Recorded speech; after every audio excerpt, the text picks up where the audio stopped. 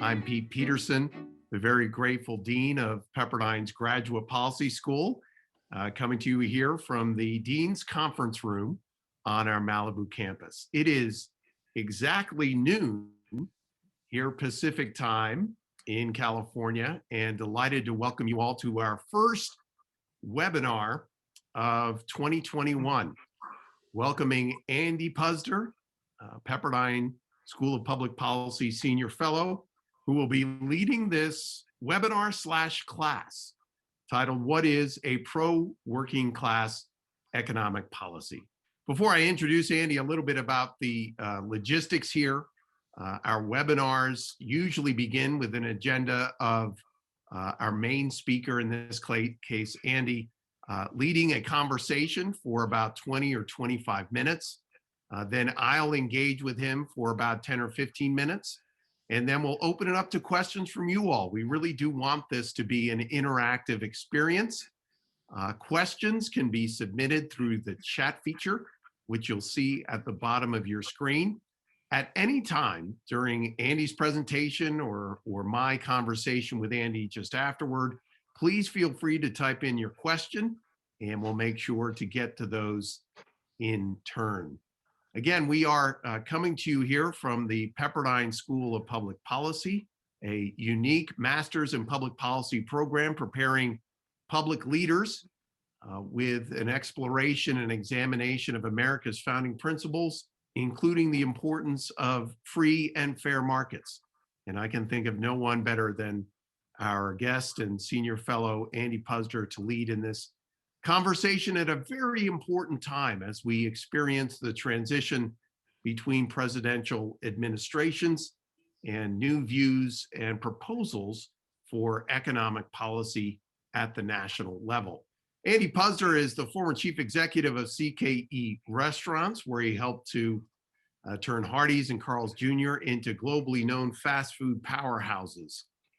Puzder is a frequent lecturer on economics and politics for various groups and associations, as well as colleges and universities. I hope you've seen some of his terrific PragerU talks, but I know he's also affiliated with our friends over at the Young America's Freedom Foundation, often giving lectures on economic policy to undergraduate students as well. In addition to serving as a senior fellow here at the School of Public Policy, he is a director of the Job Creators Network and on the advisory board, as I mentioned before, of Prager University. I know that you've read many of his pieces, including several that we sent to you as optional reading prior to today's presentation and conversation. He's a prolific author and a contributor, thought leader, in print as well as in television on the Washington Post, Wall Street Journal, Fox News Opinion, CNBC, and the Fox News Channel as well. In 2010, he co-authored the book titled Job Creation: How It Really Works and Why Government Doesn't Understand It. And his second book, The Capitalist Comeback, The Trump Boom, and the Left's Plot to Stop It, came out in April of 2018, and I highly recommend you picking up those books. So it's an honor to welcome Andy back to our webinar online stage, so to speak. I'll stop my screen share and welcome in our speaker for today, Andy Puzder. Andy? Thank you. Thank you, Dean Peterson. And I want to thank all of you for dialing in or logging in or calling in today. I don't know what the right phrase is, but I'm sure one of my kids would know. When Pete asked me to talk about what pro-working class economic policy really looks like, it occurred to me that we really have two recent examples of conflicting policy approaches, the Obama era approach and the Trump era approach, and that it would be worthwhile to take a look at President Biden's proposed economic policies to see where they fall on this pro-working class scale. So now, of course, today we're facing pandemic-related risks that Obama never faced and that Trump only faced in his final year. For example, inflation. We're now, if we have a real threat of inflation, it could emerge due to all of the stimulus spending the government's been doing on top of what Biden is currently proposing. Even Larry Summers, the Treasury Secretary under President Clinton and director of the National Economic Council under Obama, warned a little over a week ago that the 1.9 trillion in additional stimulus spending that Biden is proposing would be the boldest macroeconomic act in our history and could set off inflationary pressures of a kind we haven't seen in a generation, with consequences for the value of the dollar and financial stability. And former Republican Senator Phil Gramm agrees with Summers. So anytime Larry Summers and Phil Gramm agree on something, you know there's a serious issue. So the economic risks are significant, but those risks may never become reality. That's why they're called risks. I mean, Treasury Secretary Janet Yellen recently reassured the world that inflation isn't a big risk, stating, "I can tell you we have the tools to deal with that risk if it materializes." And the Fed also expects the risks to financial stability to be only moderate. So, in fact, last Wednesday, Fed Chairman Jerome Powell said that the central bank wasn't going to raise interest rates or pull back on its aggressive asset purchase program until the labor market pulled in the low and moderate income workers that were displaced during the pandemic. So let's look at the other side of the coin. Let's look at the side of the coin that doesn't just look at the risks.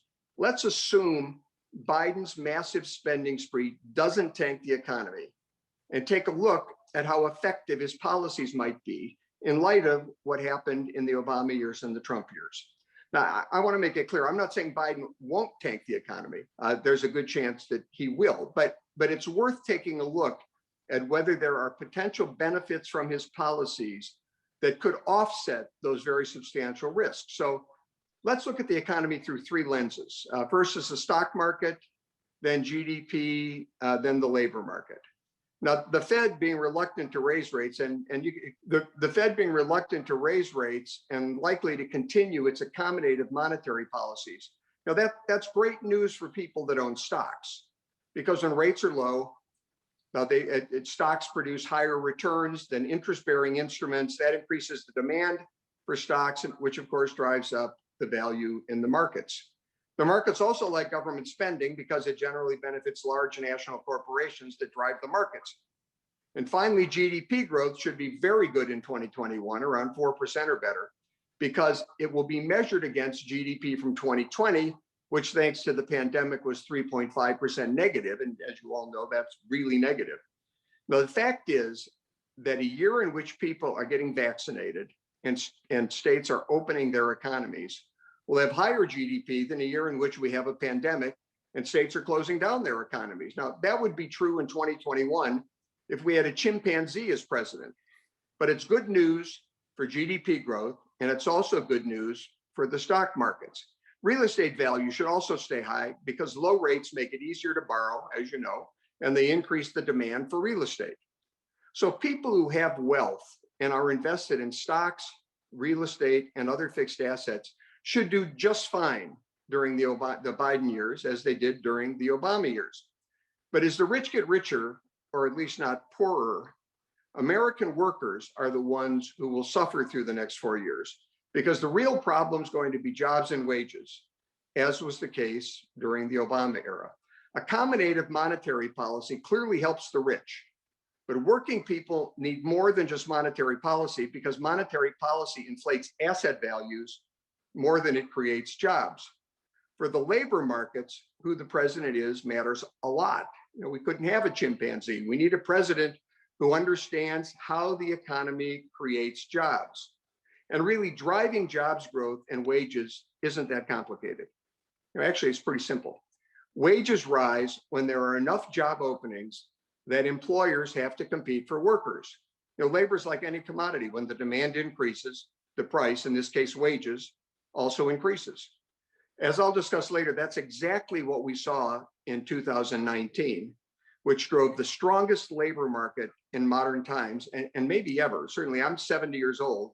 That's about 30% of our nation's history, and which made me feel really old when I did that math.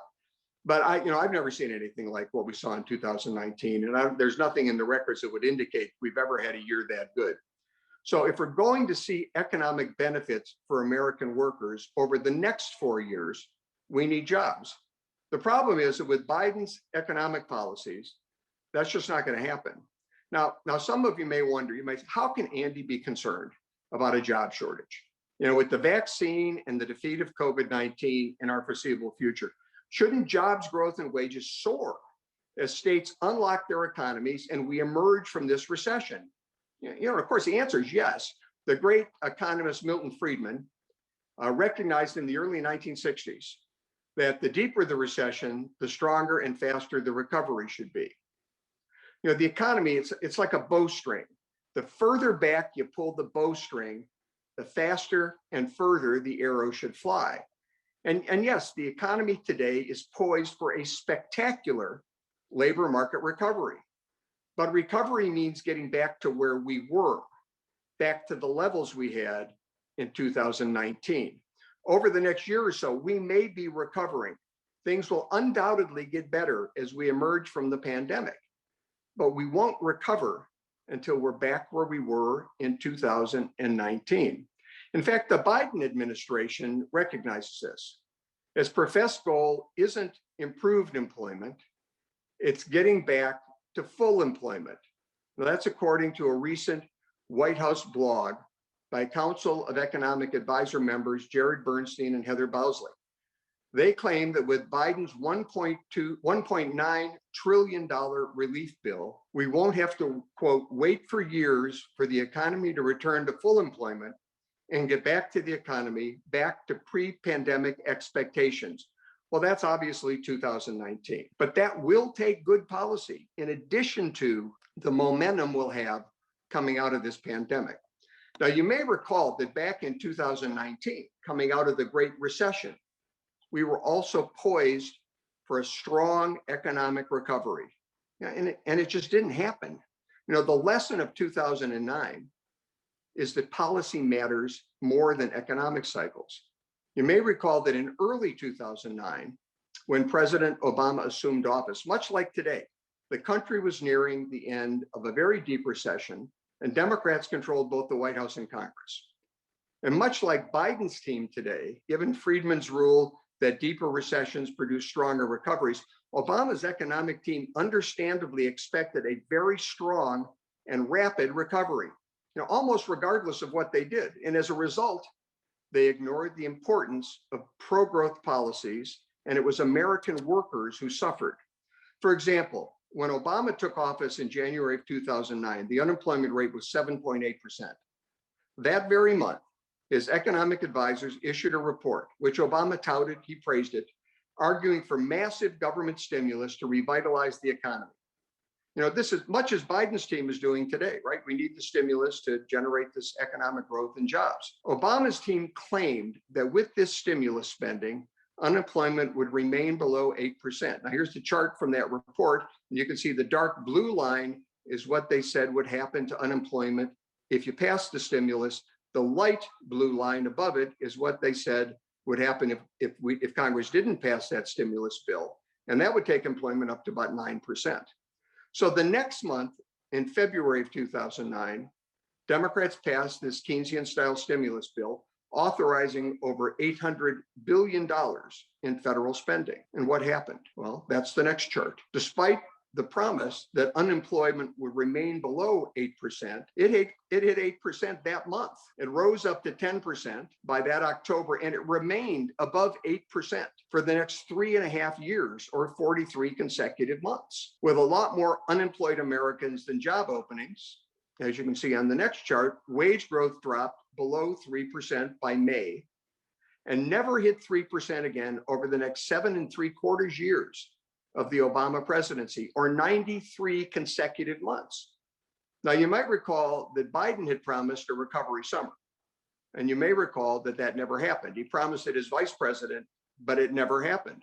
Why? Why didn't the stimulus work as promised? Well, large businesses and those who government considers deserving sectors really love these government spending sprees, because they expect to benefit from government largesse. As I mentioned, the stock markets, which are driven by large national companies, also like these spending sprees. But America's 32 million small businesses, at least that was the pre-pandemic number, we're probably below that today. They then employed about 50% of all US employees. And they were a whole lot less enthusiastic about Obama's big government spending. While always happy with increased revenue, increased sales, small business owners know that government largesse, no matter how generous, can't last forever. Now, if you believe a revenue source is going to dry up, you don't invest in growth and hiring based on it continuing. Let's say you owned a restaurant and sales increased because of some temporary measure. Let's say your competitor next door burned down, they had insurance, they'd rebuild probably within a year. Or let's say there was a power shortage in your area and you had a generator and your competitors didn't have a generator. So you could continue serving food until power was restored. You'd certainly appreciate the increased business, but you wouldn't build a new restaurant or hire a bunch of permanent employees because you know the increased revenue, the increased sales are temporary.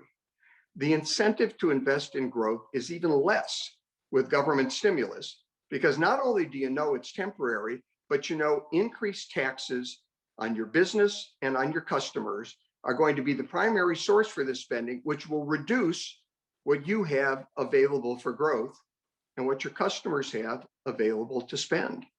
So small businesses, and Winston Churchill, as you see on this next chart, know better than most economists that government can't spend and borrow its way to prosperity. Stimulus doesn't drive permanent job growth because businesses don't invest and grow based on temporary stimulus. It's even worse when the government also enacts policies that actually discourage growth. That also occurred in the Obama era. Now, for example, it should come as no surprise, although for those on the left, it nonetheless seems to, that taxes and regulation also discourage jobs growth. Since the 1970s, the National Federation of Independent Businesses has conducted a monthly survey asking small business owners to name the most important problems they face. There's actually 8 most important problems. During Obama's entire second term, the number 1 and number 2 most important problems were, not surprisingly, high taxes and burdensome, unpredictable government regulation. Policy matters. In fact, CBO, the Congressional Budget Office, had to cut its GDP forecast 5 times by more than $2 trillion during the Obama years because increased spending failed to generate the growth it anticipated and further was suppressed by taxes and regulation. Now, in short, the problem with this Keynesian big government approach that Democrats are addicted to is that stimulus is fake. It really doesn't stimulate anything permanent. And incentives to produce matter. Obama cranked up the fake stimulus and killed the incentives to work and produce. So businesses didn't create jobs. The jobs that they at least didn't create the jobs progressive economists anticipated. Despite the depths of the Great Recession, pulling that economic bowstring really far back. Obama's economic policies trumped Friedman's rule that the deeper the recession, the stronger the recovery. And you can see that again on this jobs chart. As I mentioned, it's employers competing for workers that causes wages to rise. So it's no surprise that wage growth never hit 3% for even a single month during the Obama administration's last 7 3/4 years, even though the unemployment rate declined. The problem was employees were competing with each other for jobs. Now, as the CEO of CKE Restaurants, I saw this in real time during the Obama era. It was hard to find a job, but it wasn't hard to find an employee. So wages stagnated. Now that changed when President Trump took office, cut taxes, slashed regulations, and focused on domestic energy production. By 2019, the unemployment rate was actually lower than what the CBO considers full employment. The number of people employed hit historic highs, and for every month, there were 1 million or more job openings than people unemployed. Remember, I said that it's job openings, people competing for jobs that drives wages. And here's a chart that shows Trump's job growth compared to 3%. The line is 3%. So employers were competing for workers. Obviously, that drove wage growth of 3% or more for every month in 2019. In fact, we had 20 straight months of 3% plus wage growth before the pandemic hit, with higher growth for low wage workers than for high wage workers. It was really a blue collar economic boom. And median family income, that's the next chart. That we saw its largest single year increase on record, 6.8% to its highest level on record, $68,700. Poverty, that's the next chart. While the poverty rate experienced a single year record decline of 1.3 percentage points, it went to a new record low of 10.5%. And for Blacks, unemployment dipped 20% for the first time ever. In fact, for Blacks, the unemployment rate dipped 2% or 2 percentage points. It was only 1.3% on average. For Blacks, it was 2 percentage points. For Hispanics, 1.8. And for Asians, 2.8. It's whites who had the lowest decrease in poverty. This was a huge benefit to low-income workers. And how about that progressive bugaboo income inequality? Well, it declined in 2019 for the second year in a row. It declined for the second year in a row without government-mandated income redistribution. Basically, in 2019, we achieved every labor market goal the Democrats claim they want to achieve. Thank you, President Trump. It's no wonder Biden's economic team wants to return to what it calls pre-pandemic expectations. Now, you might ask if I can see this, and I'm sure many of you can see it, why can't Democratic leaders see it? But in fairness, the Democrats' primary goal during the Obama years was never job creation. Now, I'm sure they would have preferred it if the economy had created jobs as they forecasted. But rather than jobs and wage growth, their primary goals were always government expansion, income redistribution, and increasing government dependence. Now, I'll give them credit today for being more honest about that. If only voters were listening to what they say. Here's Biden's words. Clearly, these are Biden's goals, as he very openly viewed the pandemic as an opportunity to fundamentally transform America. Those are his words. And as we all know, Democrats don't like to let a crisis go to waste. And that's how they view the pandemic. Which brings us to Biden's $1.9 trillion COVID-19 relief bill. Now that's double Obama's stimulus, which is no coincidence. Biden is unquestionably doubling down on Obama's failed policies. And that additional $1.9 trillion in spending is on top of $900 billion that Congress appropriated in December and $2.9 trillion that it appropriated in the spring. And Bernie Sanders, here's his quote. According to Bernie Sanders, this is only Biden's first installment. Now, progressives believe that the Obama stimulus failed, and by the way, they all know it failed to produce the results they promised, no matter what you may hear. But they believe it failed because it wasn't big enough. So they're doubling down. Now, there are clearly some people in need, and some of this spending spree can be justified on humanitarian grounds. Now, it would be easier to believe that that was the intent if the relief were targeted to those in need, which it isn't. Nearly all of the money in this spending spree is for income redistribution and political payback, and has nothing, I repeat, nothing to do with actually helping those in need or stimulating our economy. Now, as I said, businesses don't change their behavior, they don't invest in growth, and they don't expand their employee base unless they believe their earnings will increase for the long term. So what does Biden offer in the way of long-term benefits? Well, he does propose spending an additional $70 billion for vaccines and therapies and testing, on top of the $42 billion Congress approved in December. And by the way, we have yet to spend. If those monies get people vaccinated sooner, that actually could help. Now, unfortunately, that actually could help part of the spending spree ends with that spending. For example, there's a $130 billion payoff to teachers' unions to aid public schools that refuse to open, with no commitment that they actually will open. And there's nothing for private schools that manage to stay open. State and local governments, they get $350 billion, even though a number of states have actually increased their revenue in the pandemic due to surging equity in housing markets. Even Larry Summers thinks that's too much. So how about jobs? As we all know, small businesses are dropping like flies. In fact, the situation is so desperate that for months, and everybody's known it, for months, Congress increased the total funds available under the Payroll Protection Program to nearly $1 trillion, 953 billion, to help struggling small businesses pay their employees and stay afloat.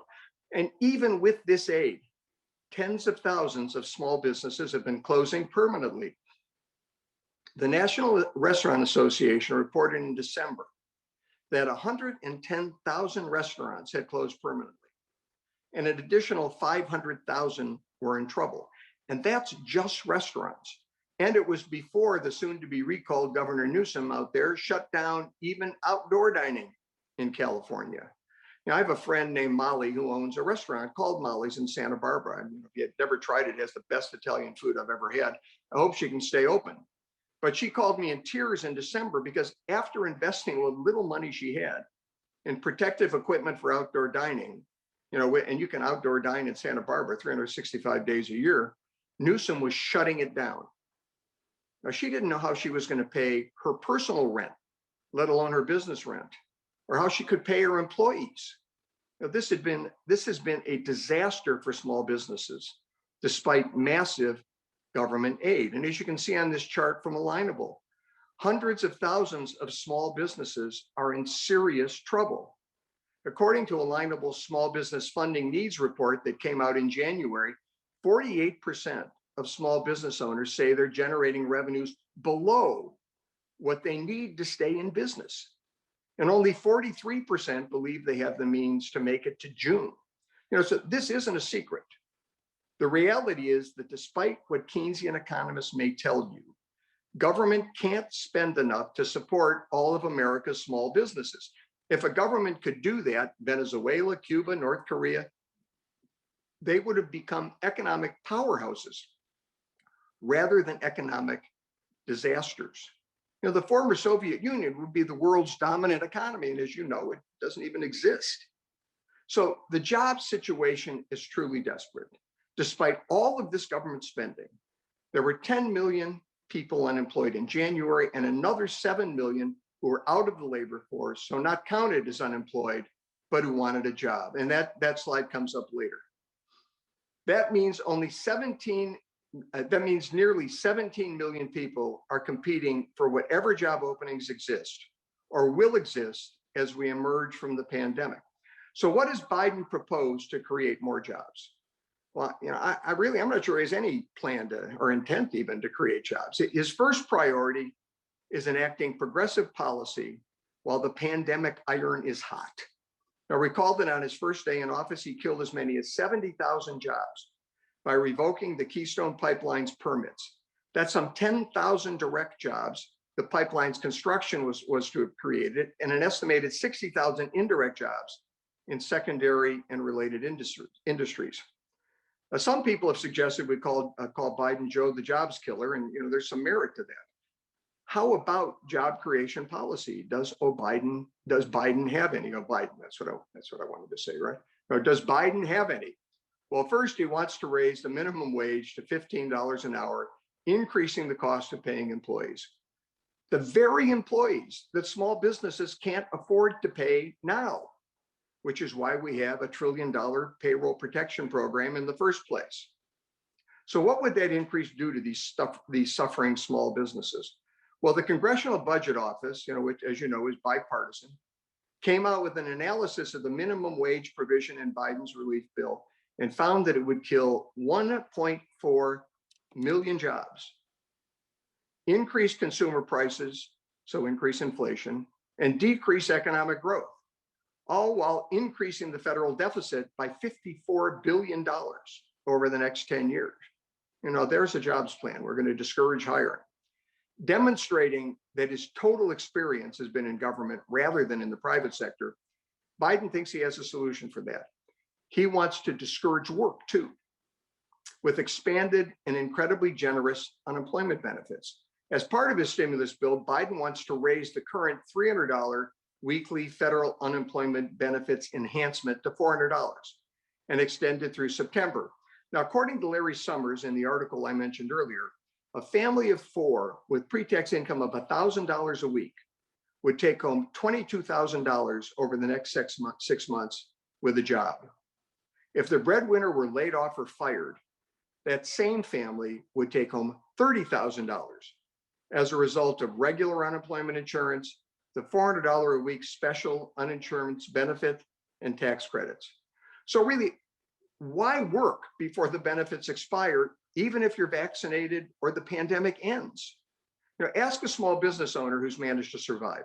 They will tell you that they can't pay enough to lure workers back with these generous unemployment benefits. They're competing with the federal government for employees. So what's Biden's plan to help small businesses and the country to recover? That is, to get back to the full employment, the wage increases, the booming family income, the plunging poverty rate, and the declining income inequality that we had in 2019.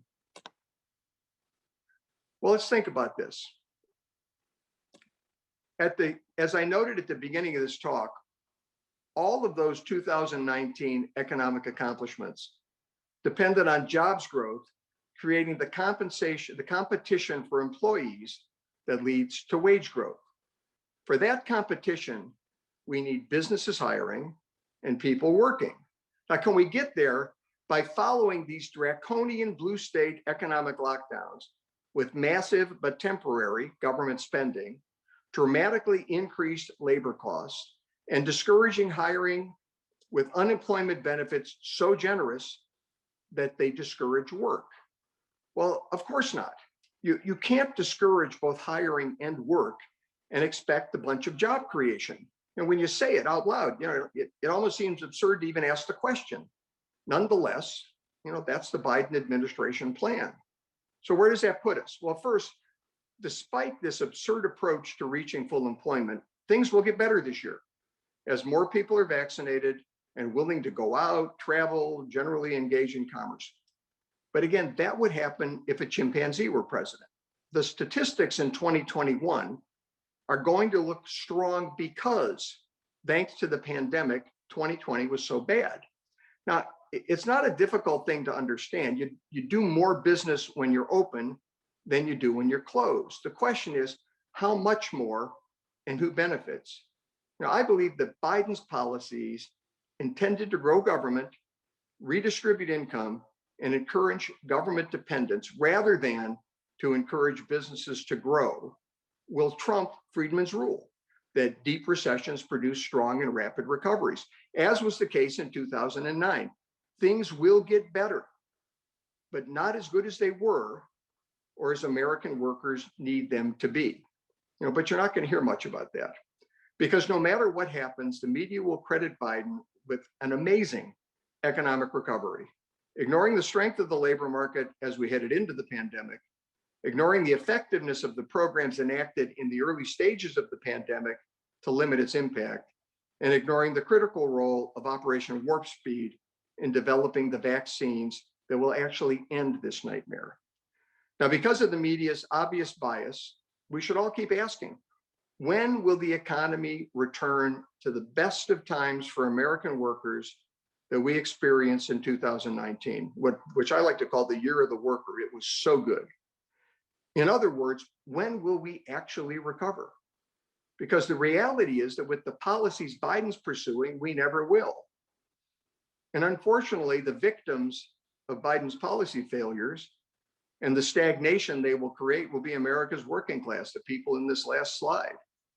Hopefully we'll all keep that in mind when we head to the polls in 2022 and 2024. Until then, may God bless each of you. May God bless the United States of America. Thank you. Stay healthy. And I believe Pete and I are now going to take your questions. Thank you. Thanks, Andy. Very good presentation. And we've already got some great questions incoming here. I've got a couple just off the top I wanted to explore.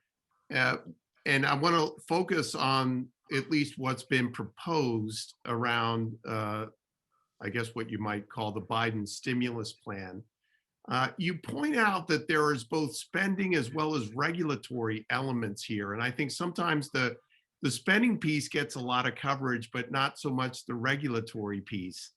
And not just you, but others on both the left and right have pointed out that including a $15 minimum wage as part of a stimulus package, and to have that be on a nationwide basis where we have such a diversity of economies and economic pictures is one that's difficult to square with sound economic policy, and certainly the needs of small business owners.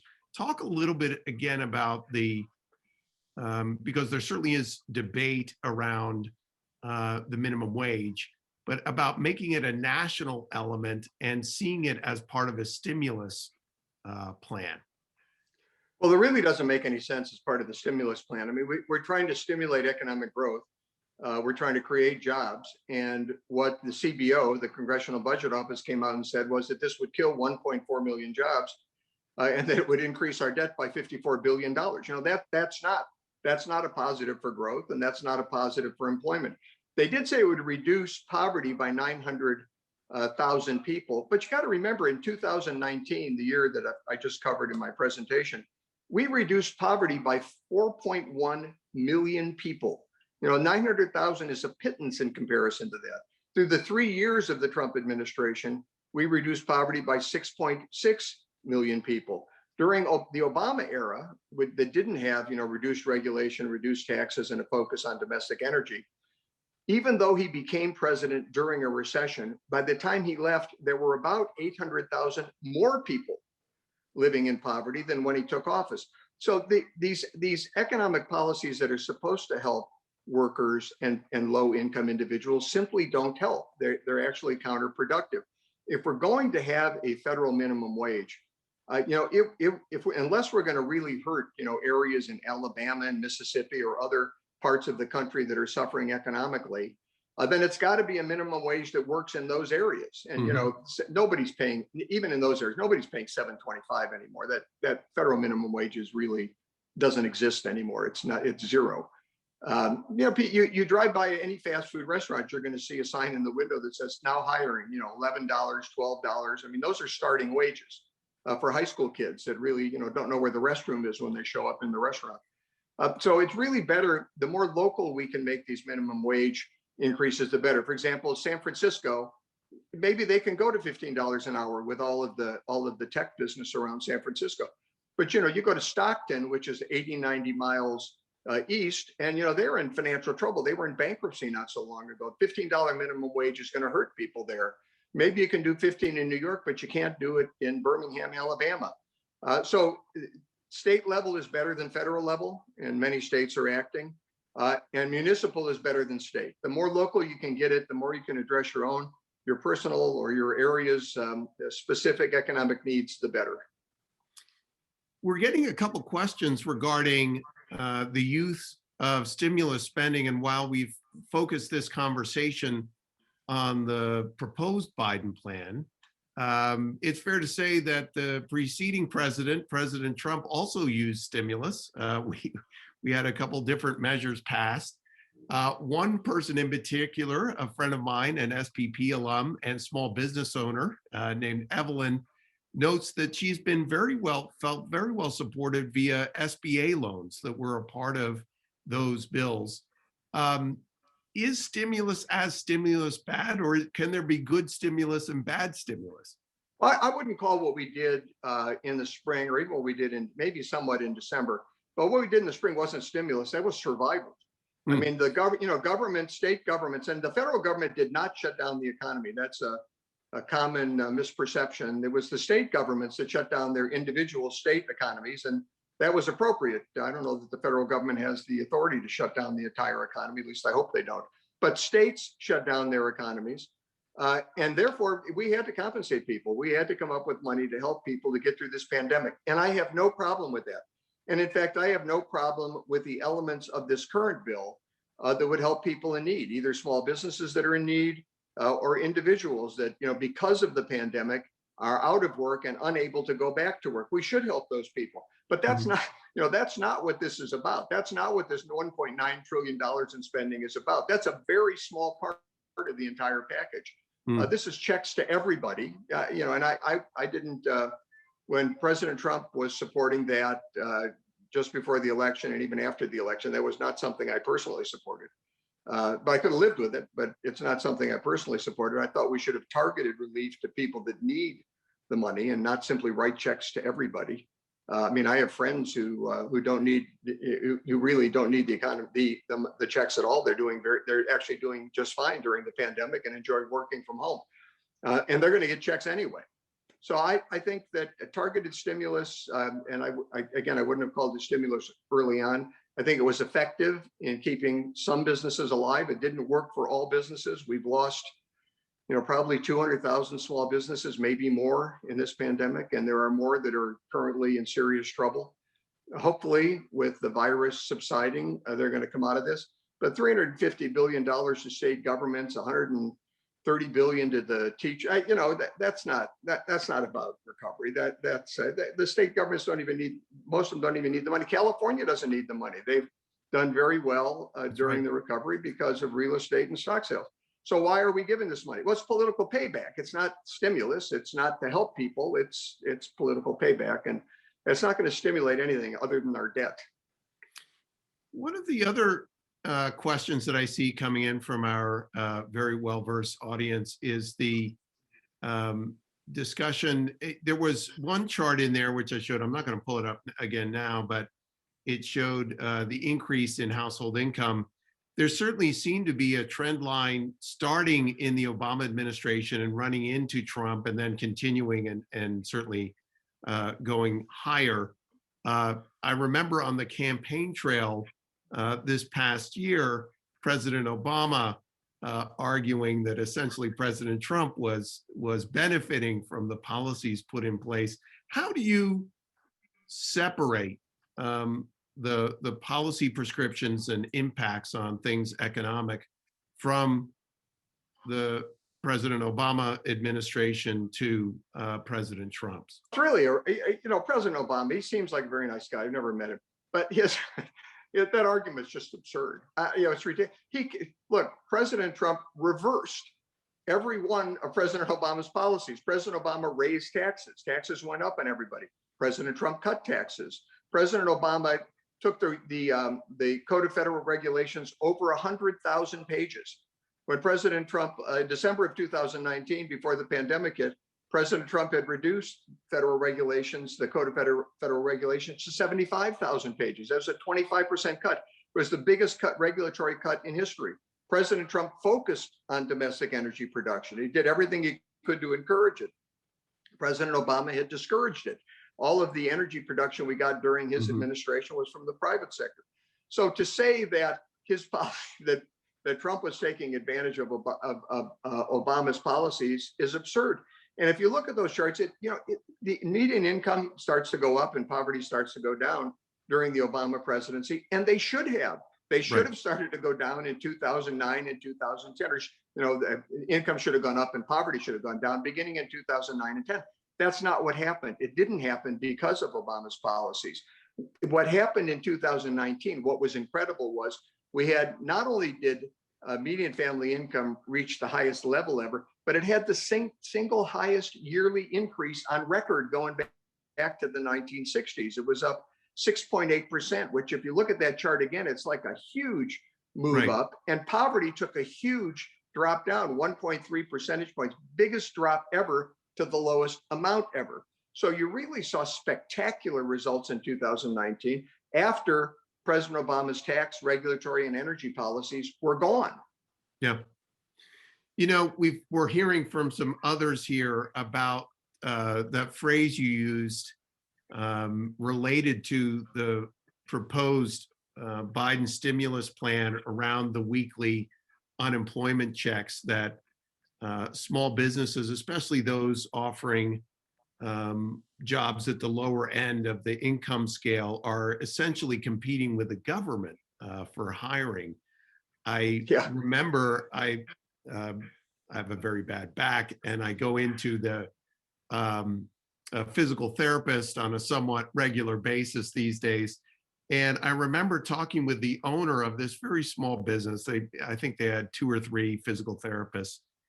And she was lamenting the fact, the owner was, that she was not able to get her receptionist to come back because she was making more money on unemployment than she would be offered to come in and work 30 hours a week as a receptionist. And I see another comment here about the same thing, where another owner of a restaurant is having difficulty bringing employees back to work because of the possibility or the prospect of the increase in these weekly checks. Talk a little bit about that as a small business owner, especially when we're looking at jobs in the, $10, $15, $20 an hour range. Yeah, these, if you're making $1,000 a week, which was Sanders' example, you're making more than $15 an hour. So, right. These are decent paying jobs. The, I know a lot of people, a lot of restaurant franchisees, a lot of individual restaurant owners, a lot of small business owners, and they often call me to talk about these issues. And everybody is complaining about the fact that they can't get people off the sidelines. We've got a labor participation rate, which is the percentage of the population that's either working or actively looking for work, and the lowest it's probably been in 40, 50 years. I mean, 61%. When President Obama took office, it was 65%. I mean, we're at a very, very low, and that was during a recession. We're at a very low number here. I don't know. Look, if you're in business, you want to stay in business. You don't have people, you don't have foot traffic, because people are restricted. They can't come in unless you're in a state like Tennessee or Florida.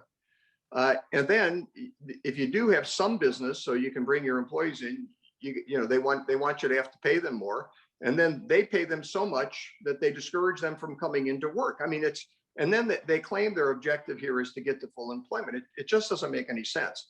This whole approach to jobs growth, to wage growth, to reducing poverty, to increasing family income, to reducing income inequality, it's all a non-starter. I mean, this is an approach that the press is going to praise, and big government Keynesian economists will praise. And in a couple of years, you and I will be having a conversation about how terribly it worked and how wonderfully the government the media told us all it worked. It's going to be again like the Obama era. It's just not going to work. It is fascinating. That chart that we displayed here, that you provided, about the estimated positive returns that we'd see from the stimulus back in 2009, 2010, and what actually happened. The fact that we never really got back to the predicted unemployment rates after those hundreds of billions of dollars worth of spending. I don't really remember there being an accounting for that time, and I'm not even saying that just to be coy or facetious. I'm saying that here was an instance where policymakers made a promise that if you do X, we will see Y, and we never had that literal or figurative accounting for the fact that that policy did not do what we were told it was going to do. And I fear we, as you're alluding to here, Andy, may see the same thing here. Now, they're promising full employment, right? So Yep. We at least have a marker as to where they say these policies are going to deliver. But I very much hope that we all remember these conversations and produce those same kind of charts as we get 2-3 years down the road, don't you think? Yeah, I do. And they're actually, I could have included another chart, but it was on GDP. The Obama White House predicted in 2010, this is that after 1 year, the recession had ended in June of 2009. This is early 2010. They said GDP from 2011 through 14 was going to go up to 4% and would hang at 4% for those few years. It never hit 3% his entire presidency. I mean, the promises they made to get their legislation passed, to get these big government programs through, they were all, none of them came to fruition. These spending programs never work as these left, Keynesian economists predict they will, because they look at the number, they look at charts and graphs and predictions that are in a textbook. I don't think I've ever talked to anybody in the business community and say, how are you going to react to this? Because you don't grow if you don't think your income, if you don't think your sales are going to continue or your revenue is going to continue. I think that's one of the things that gets lost in this, certainly by many people, unfortunately, in policymaking positions who've never signed, as they say, the front and back of a check. You don't understand if you haven't done that. And I've actually done that to a degree, certainly not to the degree you have, Andy, but that those kinds of prospective policies, I'm just thinking now about this thought that you could see a bump from $300 to $400 a week in unemployment. Once that word is out there, people are making decisions right now about whether they're going to go back to work. It doesn't even necessarily have to be in effect, but it's nonetheless impacting the prospects for economic growth and the reduction in unemployment right now, right? I mean, tell us again a little bit that perspective of a small business owner. It's not just the policies that are in place, but it's the rumors of policies to come. What, if you're told that we are going to dramatically increase what you have to pay your employees, would you invest in future growth? I mean, you wouldn't, because your costs are going to go up. Businesses only invest their monies when they believe they're going to get a certain return on that investment. And you don't want to get 2, 3, 4%. You could get that by investing in stocks and bonds. You want to get a very healthy return because you're going to risk all of your wealth. You're going to risk your time. You're going to put your family's future at risk. You want to get a good return for doing that. Well, if I come to you and say, your labor costs are going to go up, are you going to be as inclined to grow and to hire people? Well, of course you're not. You're going to do whatever you can to reduce labor costs. And if that means holding back on growth or automating or letting some people go, trying to get more out of your current employees, that's what you're going to do, right? And that's what happens when we enact these progressive policies, that sound so good. Bernie Sanders is out there. That's real quick on this. Bernie Sanders out there saying, nobody who's working 40 hours should, live in poverty. Well, how do you argue with that? No, we don't want people living in poverty. Right. But it makes two assumptions. One is that we shouldn't compensate people based on what they produce for a business. We should compensate them on their need. Well, minimum wage doesn't do that. Minimum wage compensates the kid who works 5 hours a week at a Baskin-Robbins scooping ice cream like I used to, so I could go out on dates on the weekends. And the same as a father of a family of 4 who's working a job 40 hours a week. I mean, it makes the hourly compensation the same and puts the income of that father of 4 at risk, because it threatens his job. He may get his hours reduced. He may get an hourly wage increase, but with less hours, he may make less money. The second aspect of this is that the best way to reduce poverty is by increasing the minimum wage, which we learned in 2019 is clearly not the case. We had no minimum wage increase, and we had the best, most meaningful reduction in poverty we've had in the history of the country. I mean, even poverty for children that were living in poverty, the rate went down to 14% in 2019, which is still too high, but it's the lowest percent since 1973. And it was 18% when President Trump took office. I mean, these are tremendous numbers. And if you want to reduce, we need to compensate people fairly, and that's based on what they produce. If we're working the same job and you produce more than I do, you should make more than I do. And number two, if we want to reduce poverty, we know how to do it. And it isn't by raising wages mandatorily, unconnected to reality. And killing jobs, which the CBO itself says will kill 1.4 million jobs. That's not the way to increase incomes or to decrease poverty. We're in our last 5 or so minutes. I did want to get to another question where I know there had been some disagreement with you and former President Trump. At the same time, it's still a little bit open-ended regarding President Biden's plans. And I'm moving now from microeconomics to macroeconomics and wanted to talk about trade. Certainly, former President Trump had what could only be described as a more conservative approach to trade, not classically economically laissez-faire approach, but certainly one that saw trade as part of a broader national security foreign policy perspective. Not quite sure where Biden is going. Certainly the staffing in his State Department and otherwise would seem to say that there's still going to be at least a somewhat cautious approach with China, for example. Your thoughts on the macroeconomic policy side of our economic picture? You know, when President Trump was running for office, Steve Moore and I did an article explaining to economic conservatives why we thought it was okay to vote for President Trump. And the one thing we did say was we weren't so sure about his trade policies. I actually became a convert to his trade policies during his administration. The more he actually got the country to focus on the threat from China. And the more he focused on it, the more people focused on it, the more I focused on it, I realized that it actually was a fight worth having. Now it did hurt him.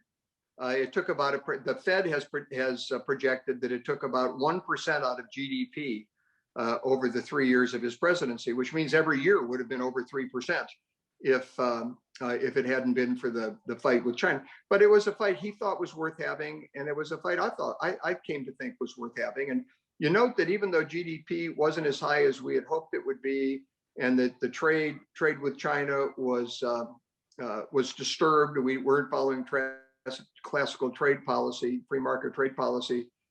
But we still had that incredible labor market. I mean, did you really think cutting back on trade like that we would have this booming trade labor market? And we had it nonetheless. So I think what President Trump did was right. I'll be very disappointed if President Biden backs off and doesn't continue this fight. I mean, even Mitt Romney, when he was running for president, was warning about the dangers of China. I don't think Mitt would have been as tough on China as Trump was, but Mitt would have been very tough on China, and maybe a little tougher behind closed doors and not in the public. I am very concerned about Biden. So far, it looks to me like Biden's going to be tougher on Israel than he's going to be on China. I mean, it's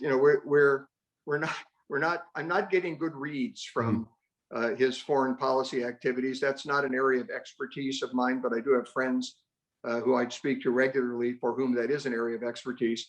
And they're concerned about the reaction from China and Russia. We're already entering into conflicts with them. In Turkey, what's going on with Iran?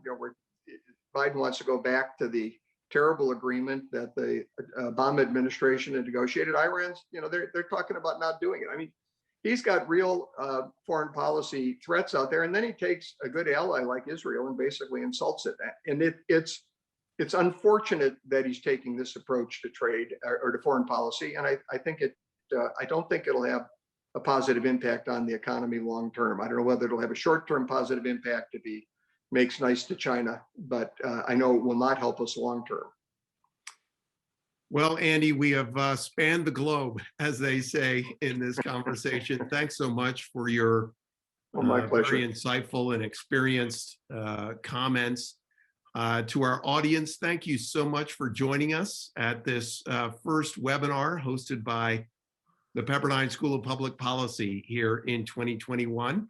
I know we had well over 115 or 120 folks registered for this.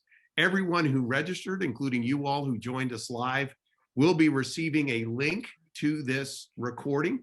And as we like to expand the impact of these video sessions, we welcome your sharing these videos with folks in your network. The School of Public Policy's YouTube channel has been growing by leaps and bounds. I think we've grown by over 100% in our subscribers just in the last year. And so we're delighted to introduce new people to our unique perspective on politics and policy. We welcome you all to join us on our next webinar coming up next week. Actually, on Monday, we'll be welcoming a group of local government leaders under the title Racially Diverse Leaders for Racially Diverse Cities. And several friends of mine who are city managers and city leaders here in California will be joining me for a conversation around the challenges and opportunities for leaders of color in our cities here in California. Please stay tuned as we will continue to offer sessions like this with our unique perspective on politics and policy. If you'd like to find out more about the School of Public Policy, both the work that we do inside the classroom and outside the classroom, I invite you to reach out to Matt Cutler, who is at matt.cutler@pepperdine.edu. And he can introduce you to all of the programs that we offer here, both in Malibu and Washington, D.C., and online. And so with that, Andy, thanks so much for joining us. It's an honor to count you as a senior fellow here at the School of Public Policy. I look forward to our next conversation together as we examine the policies of this administration. And so to all of you joining us here, both live and we'll be watching the recording, God bless you here from Pepperdine, and look forward to seeing you next time.